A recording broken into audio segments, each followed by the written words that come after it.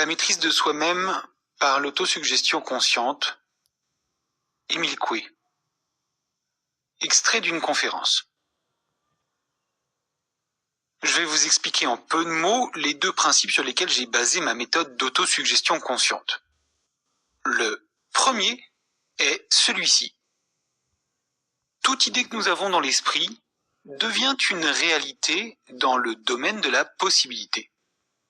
Si par exemple nous avons une jambe coupée et que nous nous imaginions que cette jambe va repousser, naturellement elle ne repoussera pas, parce que cela est impossible.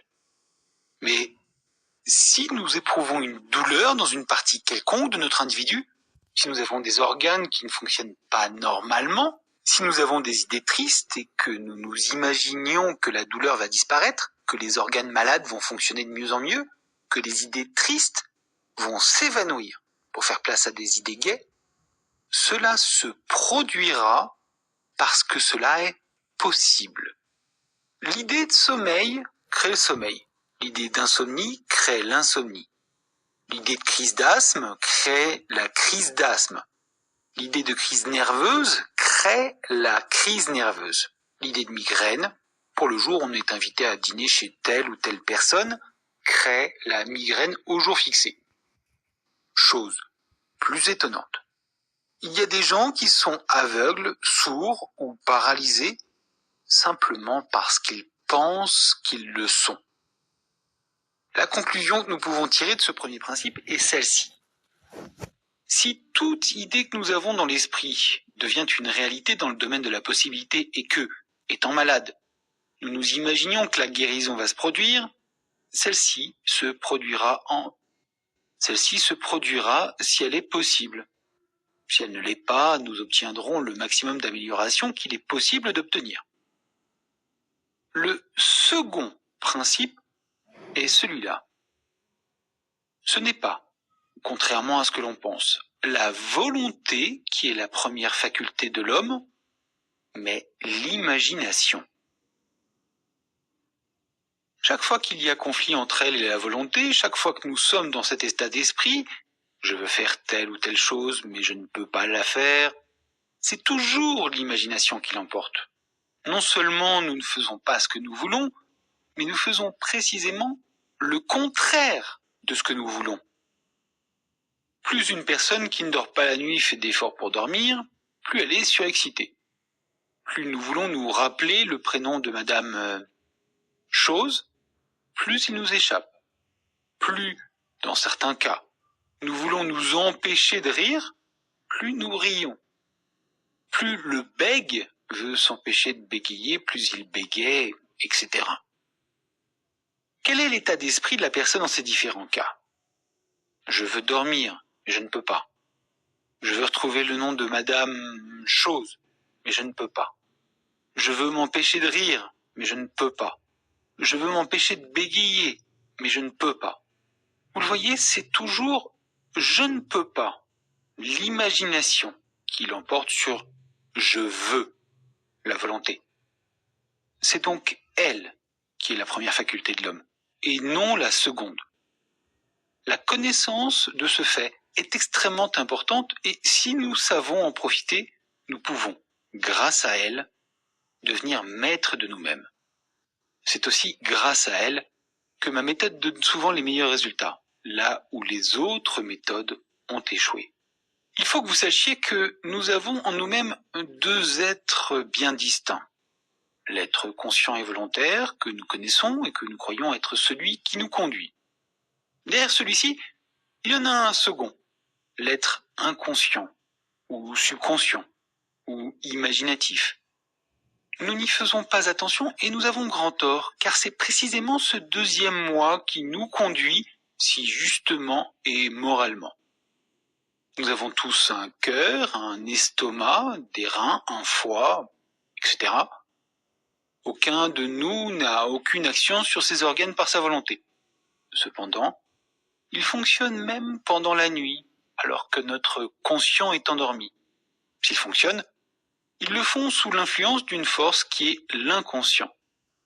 Non seulement celui-ci préside aux fonctions de ces organes, mais il préside aussi à celles de tout notre corps et de notre être moral. Si c'est l'inconscient qui nous conduit et que nous apprenions à le conduire, par lui, nous apprenons à nous conduire nous-mêmes. C'est mon rôle de vous montrer comment. Maintenant, je vous prie de fermer les yeux, d'écouter ce que je vais vous dire et d'ouvrir les yeux seulement quand je vous dirai de le faire. Fermez les yeux. Et dites-vous bien que toutes mes paroles vont se fixer, se graver dans votre esprit, qu'elles y resteront toujours fixées, gravées, incrustées, et que vous-même et votre organisme devez y obéir. Je vous dis que, à partir de maintenant, toutes les fonctions de votre corps vont se faire de mieux en mieux, principalement celles du tube digestif. 3 fois par jour, donc le matin, à midi et le soir, vous aurez faim et, par conséquent, vous mangerez avec plaisir, en tout choix pour le manger. Mais vous aurez soin de bien mastiquer vos aliments.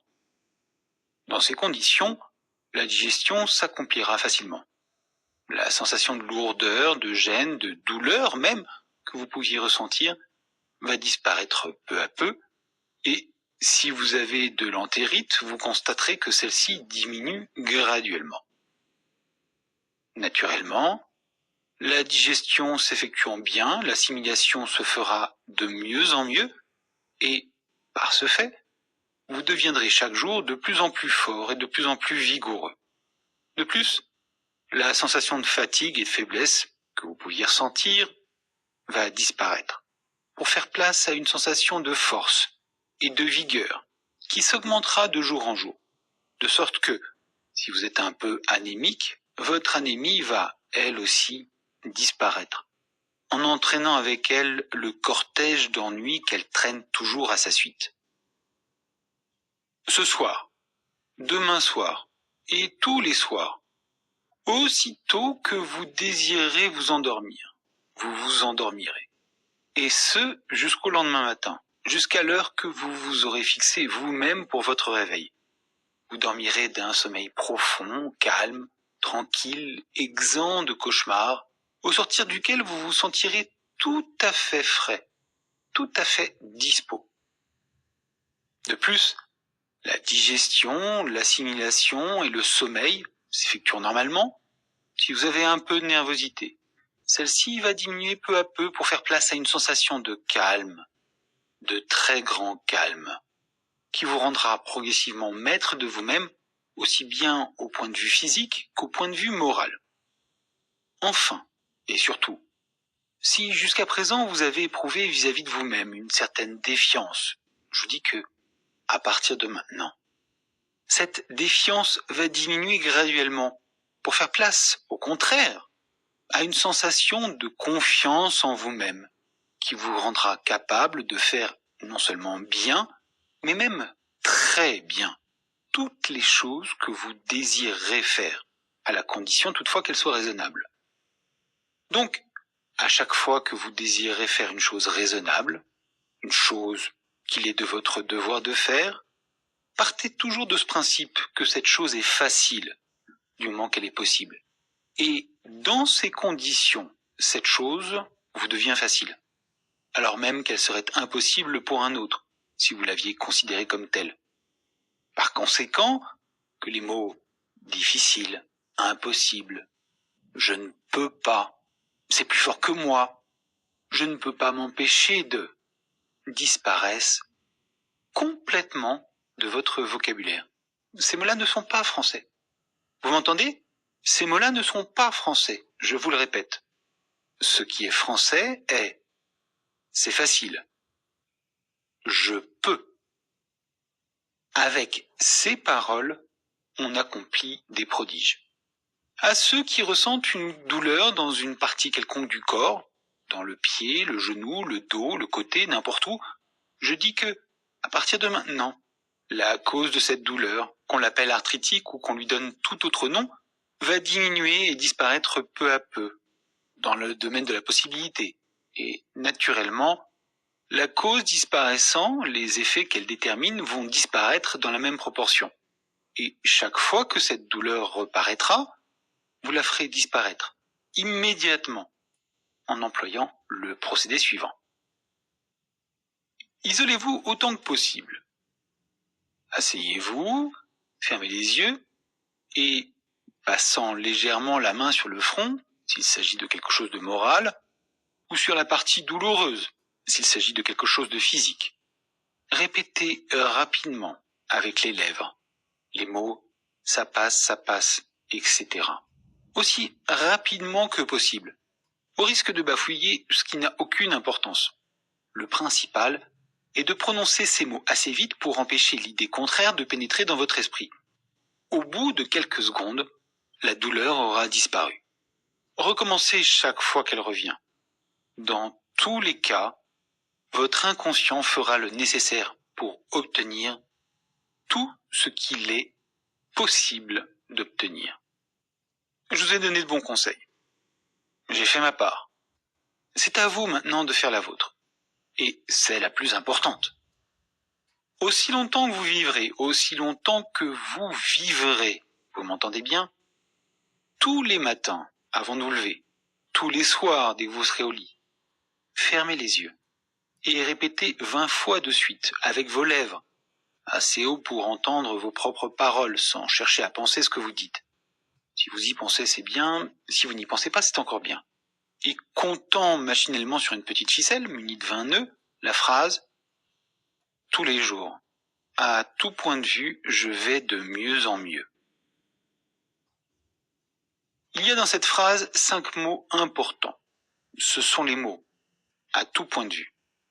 Il s'adresse à tout, aux choses physiques aussi bien qu'aux choses morales.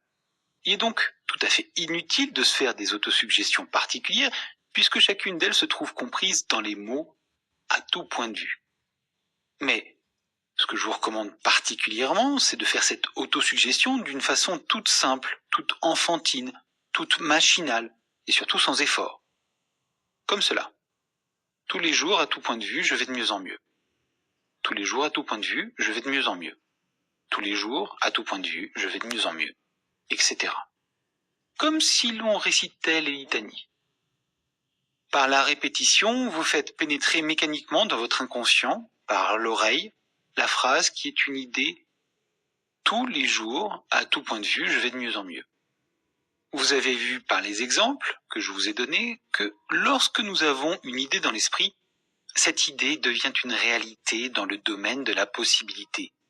Donc, si vous vous mettez bien dans l'esprit « tous les jours, à tout point de vue, je vais de mieux en mieux », tous les jours, à tout point de vue, vous allez de mieux en mieux. De plus, comme je l'ai déjà dit, chaque fois que dans le courant de la journée ou de la nuit, vous éprouvez un mal physique ou moral, affirmez-vous à vous-même que vous allez le faire disparaître. Alors, isolez-vous autant que possible, fermez les yeux et, vous passant la main sur le front pour un mal moral, sur la partie douloureuse pour une douleur physique, répétez extrêmement vite avec vos lèvres les mots « ça passe », etc. Aussi longtemps que cela est nécessaire. Avec un peu d'habitude, la douleur physique ou morale disparaît au bout de quelques secondes. Recommencez aussi souvent qu'il le faudra.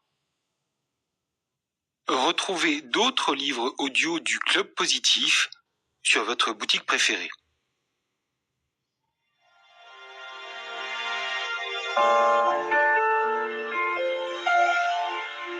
Pour écouter l'intégralité de ce livre, cliquez sur le lien dans la description et profitez de la promotion d'Amazon qui vous permet d'écouter gratuitement les livres de votre choix pendant 30 jours.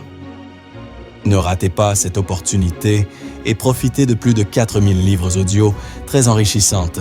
Très bonne écoute sur Audible.